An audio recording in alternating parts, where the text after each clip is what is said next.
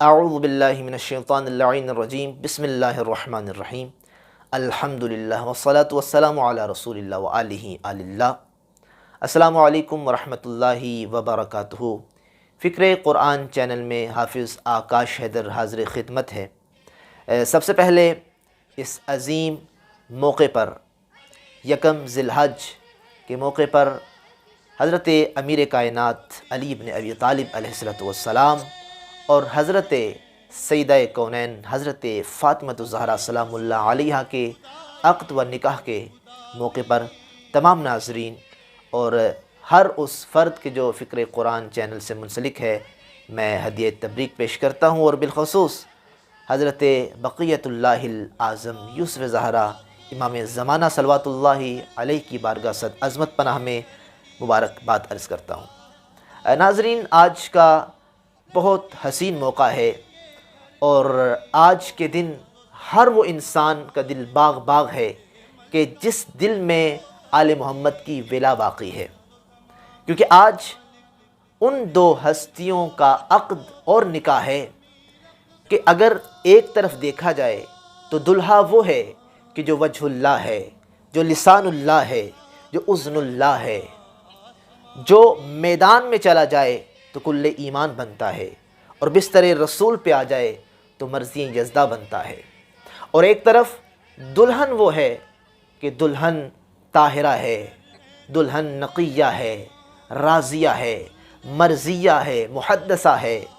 وہ ہستی ہے کہ جب آتی ہے تو نبیوں کا نبی احترام کے لیے کھڑا ہو جاتا ہے۔ وہ ہے کہ جو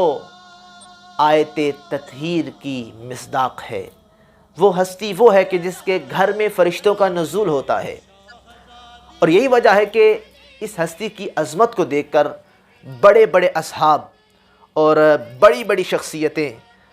اپنے دل میں یہ خواہش رکھتی تھی اے کاش ہم بھی اس رشتے کے ذریعے رسول سے منسلک ہو جائیں، اور کل کو ہم بھی فخر اور مباحات کریں کہ ہمارا بھی رسول کے ساتھ تعلق ہے۔ لیکن تاریخ نے لکھا، کنز الامال کی روایات اس بات کی شاہد ہیں کہ حضرت عمر، حضرت ابوبکر، عبد الرحمن جیسی شخصیتیں نبی اعظم کی بارگاہ میں آئیں اور آ کے خواستگاری کی اور اظہار عقد سیدہ کیا، لیکن رسول اعظم غضبناک ہوتے تھے اور ارشاد فرماتے تھے اے میرے صحابیوں سنو، یہ میری بیٹی فاطمہ حورہ انسیہ ہے، اس کا عقد کب کرے گا، کس سے کرے گا، وہ خالق فیصلہ کرے گا۔ اچھا، یہ باتیں جب ختم ہوئی تو سارے احباب، بڑی پیاری تاریخ نے یہاں بات لکھی، سارے احباب مولا علی کے پاس جاتے ہیں اور جا کہتے ہیں کہ یا علی آپ کیوں نہیں جاتے اور بی کا رشتہ کیوں نہیں مانگتے، آپ کو تو نبی نے پالا ہے۔ میرے مولا چلے، تاریخ نے لکھا کہ علی کے بولنے سے پہلے نبیوں کا نبی بول پڑا،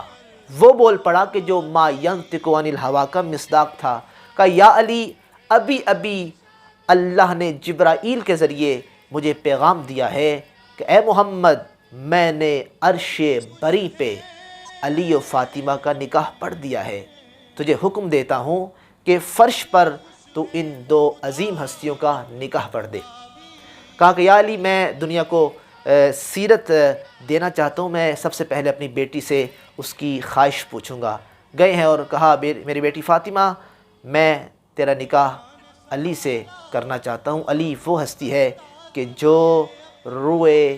ارض پر، پورے کرۂ ارض پر جب اللہ نے چاہا کہ میں دو عظیم ہستیوں کو منتخب کروں، دو عظیم انسانوں کو منتخب کروں، ایک تیرے بابا کو چنا اور ایک علی یہ حیدر کرار کو چنا۔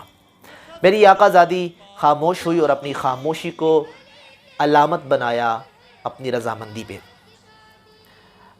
جناب رسول خدا نے پوچھا یا علی آپ کے پاس حق مہر کے لیے کیا ہے؟ کہا یا رسول اللہ آپ کے سامنے ہوں، ایک ذرا ہے، ایک گھوڑا ہے۔ کہا یا علی گھوڑے پر سوار ہو کے تم نے جنگ میں جانا ہوتا ہے، ذرا تو بزدلوں کا کام ہے، ذرا بزدل پہنتے ہیں، تو کبھی ڈرا نہیں ہے، سارے تجھے دے کے بھاگ جاتے ہیں کہ یا علی تجھ جیسے شجاع کو زرہ کی کیا ضرورت، زرہ کو بیچ دو۔ بہت پیاری بات تاریخ نے لکھی، حضرت عثمان نے مولا علی کی زرہ کو خرید لیا۔ میں اکثر یہاں ایک جملہ کہا کرتا ہوں کہ حضرت عثمان نے علی ولی کی زرہ کو خریدا، اور اتنی بابرکت تھی یہ زرہ کہ حضرت عثمان زرہ علی کو خریدنے کے بعد عثمان نہ رہے، عثمان غنی بن گئے۔ اور پھر تمام اصحاب کو مسجد میں اکٹھا کیا اور کہا یا علی اپنا نکاح کا خطبہ خود پڑھو۔ میرے مولا نے خطبہ نکاح خود پڑھا اور نکاح کے صیغے میرے آقا رسول خدا صلی اللہ علیہ وآلہ وسلم نے پڑھے، اور یہ یکم ذی الحج کو عقد نکاح ہوا تھا، لیکن جو رخصتی تھی وہ 24 ذی الحج کو ہوئی تھی۔ انشاءاللہ اپنے مقام پہ ہم بیان کریں گے کہ کیا حسین منظر تھا کہ ناقہ پر میری آقا زادی سوار تھی، گھوڑے پر علی حیدر کرار سوار تھے، اور امہات المومنین ازواج نبی آگے آگے تھیں، اور بنو ہاشم کے جوانوں کے ہاتھوں میں بے نیام تلواریں تھیں، اور کیا خوبصورت منظر تھا۔ لیکن میں آخر میں یہی کہنا چاہوں گا کہ یہ بہت عظیم جوڑا ہے، دونوں معصوم ہیں، اور پھر دونوں کے بچے معصوم ہیں، اور اگر علی نہ ہوتے، اور اسی مقام پہ مسجد میں میرے آقا نے ارشاد فرمایا تھا کہ لو لم یخلق علی ما کان علی فاطمہ کف، یہی الفاظ مختلف الفاظ کے ساتھ یہی متن موجود ہے، مفہوم یہی ہے لیکن متن مختلف ہے، الفاظ مختلف ہیں، کہ اگر علی کو اللہ خلق نہ کرتا تو فاطمہ کا کوئی ہمسر، کوئی ہم پلہ نہ ہوتا۔ میں پورے اس ٹاپک اور موضوع کو چند اشعار میں پیش کروں گا، کیونکہ یہ موضوع بہت حسین اور طویل ہے، لیکن ہمارے پاس ٹائم مختصر ہوتا ہے، کہ یہ ہم پلہ ہم کف علی کو اللہ نہیں بنایا۔ اور شاعر نے کیا خوب لکھا کہ معراج پر نبی کو بلا کے اس نے منظر کشی کی کہ اپنے محبوب کو خود سیب کھلایا ہوگا، اپنے محبوب کو خود سیب کھلایا ہوگا، نور کو نور محمد سے ملایا ہوگا، اور حسن کونین کو شاہکار سراپا دے کر تب کہیں فاطمہ زہرا کو بنایا ہوگا،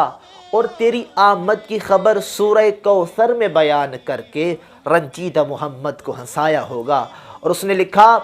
کہ تیری تخلیق سے پہلے خدا تعالیٰ نے تیرا ہم پلہ، تیرا ہم کف بنایا ہوگا۔ تو لہٰذا بہت حسین منظر ہے۔ میں پھر سے اپنے ناظرین کی بارگاہ میں ہدیہ تبریک پیش کرتا ہوں، اور دعا گو ہوں کہ اللہ تعالیٰ تمام مومنین کے دلوں کو مزید آل محمد کی ولا سے روشن و منور کرے۔ والسلام ورحمۃ اللہ وبرکاتہ۔